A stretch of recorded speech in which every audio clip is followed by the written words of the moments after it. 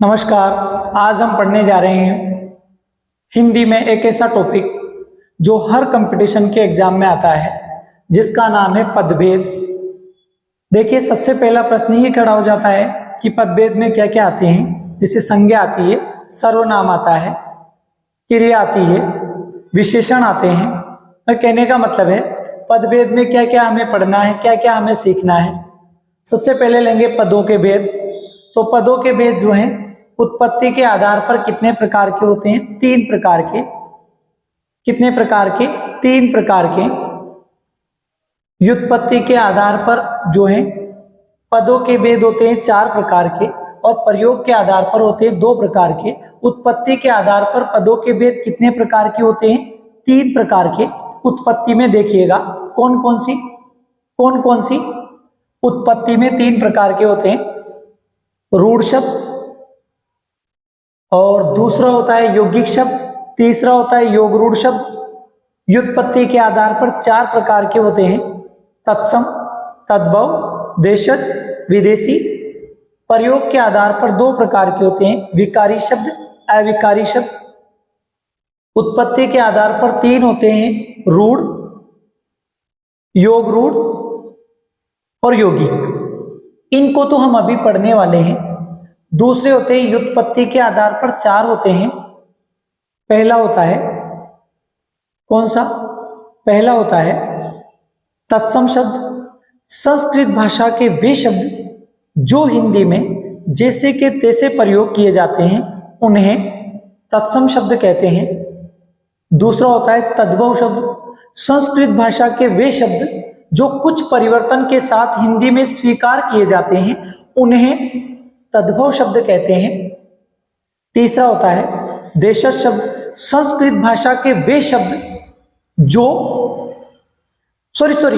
देशज शब्द तो ग्रामीण शब्दावली के या ग्रामीण अंचल के शब्द जिनका प्रयोग किया जाता है वे देशज शब्द कहलाते हैं।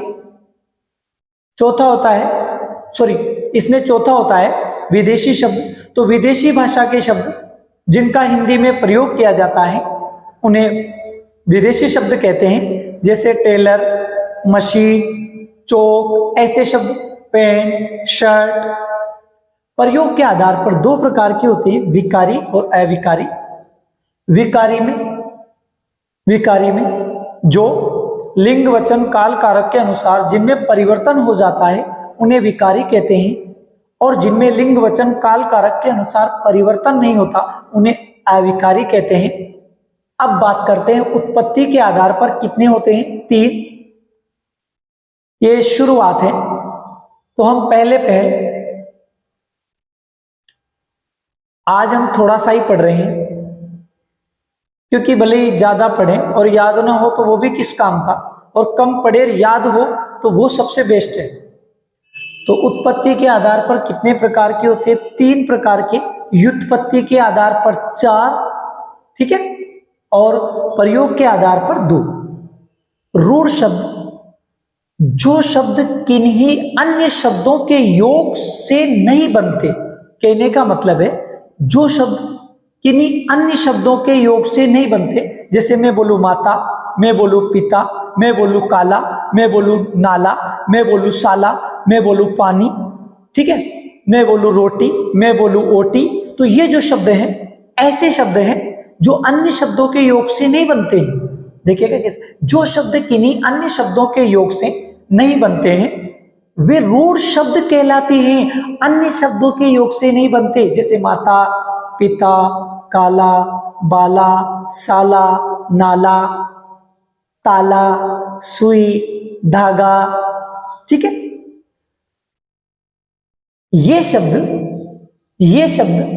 वे रूढ़ शब्द कहलाते हैं। ये शब्द किसी विशेष वस्तु के लिए प्रसिद्ध हो गए होते हैं, जैसे लाल, पीला, काला, नाला, ताला, साला, पानी, वानी, माता, कान, नाक, मुंह, जीभ, हाथ, पैर, ये वाले शब्द, ठीक है, जो किसी विशेष अर्थ के लिए प्रयोग किसी विशेष वस्तु के लिए प्रसिद्ध हो गए होते हैं, विशेष वस्तु के लिए प्रसिद्ध हो गए होते हैं, उन्हें रूढ़ शब्द कहते हैं। क्या कहते हैं? रूढ़ शब्द।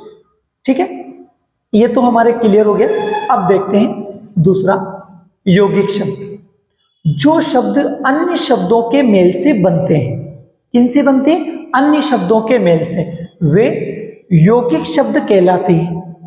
इस प्रकार के शब्द संधि, समास, उपसर्ग, प्रत्यय आदि से बनते हैं। किन किन से बनते हैं? संधि से, समास से, उपसर्ग से, प्रत्यय से, आदि से बनते हैं। जैसे विद्यालय, अब विद्यालय में संधि है, विद्याधन आलय, तो विद्यालय। दूध वाला, दूध वाला, दूध धन वाला, पान वाला, चाय वाला।